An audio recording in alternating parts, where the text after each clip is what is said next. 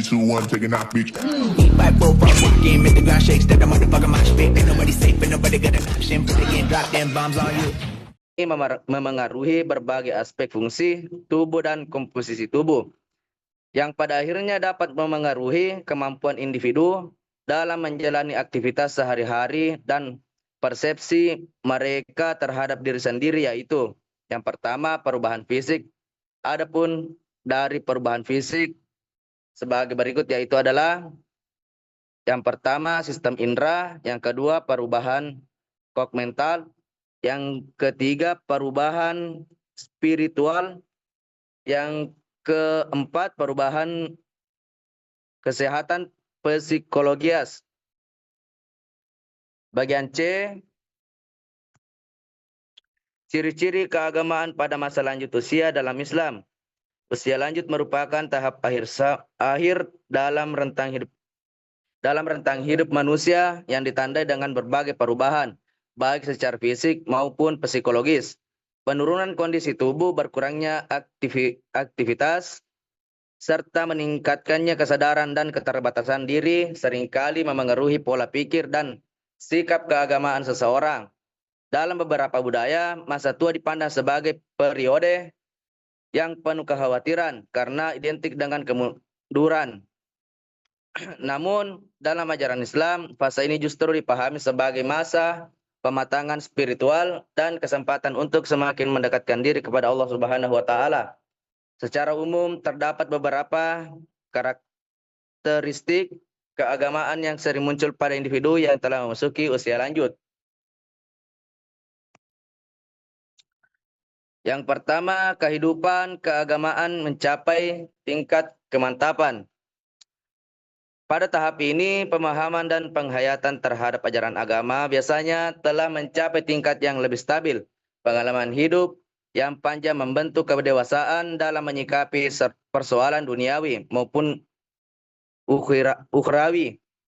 Lansia cenderung memiliki keyakinan yang lebih kokoh dan tidak mudah terombang-ambing oleh perbedaan pandangan. Hal ini selaras dengan sabda Rasulullah SAW yang artinya sebaik-baiknya manusia adalah yang panjang umurnya dan baik amalnya. Hadis tersebut menegaskan bahwa usia yang panjang yang diisi dengan amal kebajikan merupakan anugerah dan kemuliaan. Yang kedua, keterbukaan terhadap nasihat dan ajaran agama. Memasuki usia senja, seseorang umumnya lebih reflektif dan bijaksana. Pengalaman hidup yang beragam membuat lansia lebih mudah menerima penasihat serta ajaran agama dengan hati yang terbuka. Kesadaran bahwa kehidupan dunia bersifat sementara menjadikan nilai-nilai spiritual terasa semakin penting. Yang ketiga, kesadaran yang lebih mendalam tentang kehidupan akhirat. Salah satu ciri menonjol pada usia lanjut adalah meningkatnya kesadaran terhadap realitas kematian dan kehidupan setelahnya. Kematian tidak lagi dipandang sebagai konsep yang jauh, melainkan sebagai sesuatu yang pasti dan semakin dekat. Yang bagian C, kesadaran yang lebih mendalam tentang kehidupan akhirat. Allah Subhanahu wa taala berfirman yang artinya setiap yang bernyawa akan merasakan mati, dan sesungguhnya pada hari kiamat sajalah diberikan dengan sempurna balasanmu. Ayat ini menguatkan keyakinan bahwa kehidupan dunia hanyalah sementara, sedangkan kehidupan akhirat bersifat kekal. Berkembangnya sikap kasih sayang dan nilai-nilai luhur. Kedewasaan spiritual pada lansia sering tercermin dalam sikap yang lebih lembut, penuh empati, serta mengutamakan keharmonisan, serta mereka cenderung menghindari konflik dan lebih mengedepankan nilai kasih sayang, kesabaran, dan saling memaafkan. Nilai-nilai tersebut merupakan wujud internalisasi ajaran agama yang telah lama dijalani. Yang kelima, meningkatnya perasaan takut terhadap kematian. Pertambahan usia juga membawa konsekuensi psikologis berupa meningkatnya rasa takut terhadap kematian. Namun dalam Islam, Rasa takut bukanlah sesuatu yang negatif, justru perasaan tersebut dapat menjadi sarana untuk memperbaiki diri dan memperbanyak amal. Meningkatnya perasaan takut terhadap kematian, Rasulullah SAW bersabda, "Janganlah salah seorang di antara kalian meninggal kecuali dalam keadaan berbaik sangka kepada Allah Subhanahu wa taala." Hadis ini mengajarkan bahwa rasa takut hendaknya diimbangi dengan harapan dan keyakinan positif kepada Allah Subhanahu wa taala. Bagian keenam, peningkatan ibadah sebagai persiapan menuju kehidupan abadi. Kesadaran akan keterbatasan usia mendorong lansia untuk lebih giat dalam beribadah, memperbanyak istighfar, zikir, dan amal soleh. Aktivitas spiritual menjadi lebih intens karena adanya dorongan untuk mempersiapkan menghadapi kehidupan akhirat. Bagian D, kematangan beragama pada usia lanjut dalam Islam. Pembahasan mengenai kematangan beragama tidak dapat dilepaskan dari proses kedewasaan manusia itu sendiri. Kedewasaan dalam beragama umumnya tercermin dari adanya kesadaran yang mendalam serta keyakinan yang kokoh terhadap ajaran yang dianutnya. Individu yang telah matang secara religius memandang agama sebagai kebutuhan hidup yang esensial. Ia tidak sekadar meyakini ajaran agamanya tetapi juga mengimplementasikannya dalam kehidupan sehari-hari dengan penuh tanggung jawab. Selain itu, kematangan beragama seringkali diiringi dengan pemahaman yang memadai terhadap ajaran agama tersebut. Setiap sikap dan perilaku keagamaannya dilandasi pertimbangannya masing-masing. Bukan sekadar mengikuti kebiasaan atau meniru orang lain. Untuk mencapai kematangan beragama terhadap sejumlah hambatan yang memengaruhi proses tersebut, sebagaimana perkembangan individu pada umumnya. Kematangan religius tidak terbentuk secara instan, melainkan melalui proses yang memerlukan waktu. Hambatan tersebut pada dasarnya bersumber dari dua faktor utama, yaitu faktor internal dan faktor eksternal. Yang pertama, faktor internal. Faktor internal mencakup kapasitas diri dan pengalaman individu.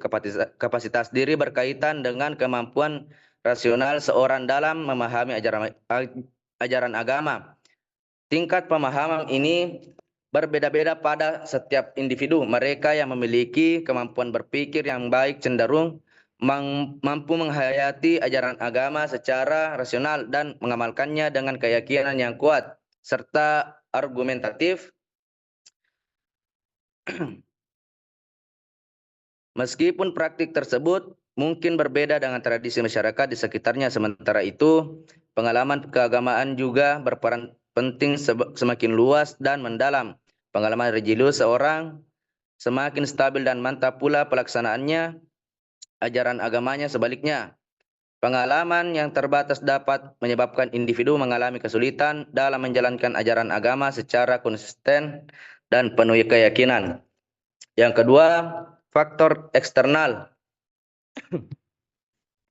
Faktor eksternal berkaitan dengan kondisi lingkungan yang kurang mendukung perkembangan keberagaman seseorang. Lingkungan sosial, tradisi keagamaan, serta pola pendidikan yang diterima dapat memengaruhi proses kematangan beragama. Tradisi yang diwariskan secara turun-temurun terkadang dijalankan dalam pemahaman yang jelas mengenai asal-usul maupun maknanya.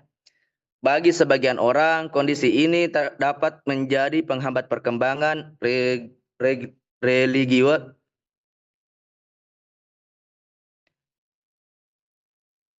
Kondisi ini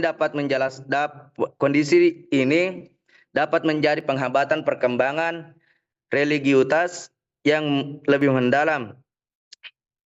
Sebagian tradisi memang perlu dilestarikan, namun ada pula yang memerlukan penjelasan agar tidak menimbulkan kesan bertentangan dengan ajaran agama itu sendiri. Individu yang sejak kecil tumbuh dalam lingkungan dengan tradisi yang kurang dipahami secara rasional berpotensi mengalami hambatan dalam perkembangan rasa keberagamannya di kemudian hari. Pendidikan keluarga yang membentuk kebiasaan tentu dalam praktik keagamaan juga cenderung sulit diubah.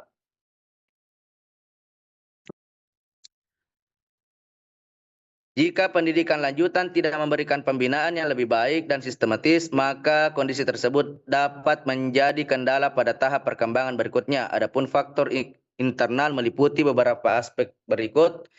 Yang pertama yaitu temperamen. Karakter dasar atau temperamen seseorang berpengaruh terhadap cara ia memandang dan menjalankan agama. Yang kedua, gangguan jiwa. Kondisi psikologis yang terganggu dapat memengaruhi perilaku dan pengalaman keagamaan seseorang.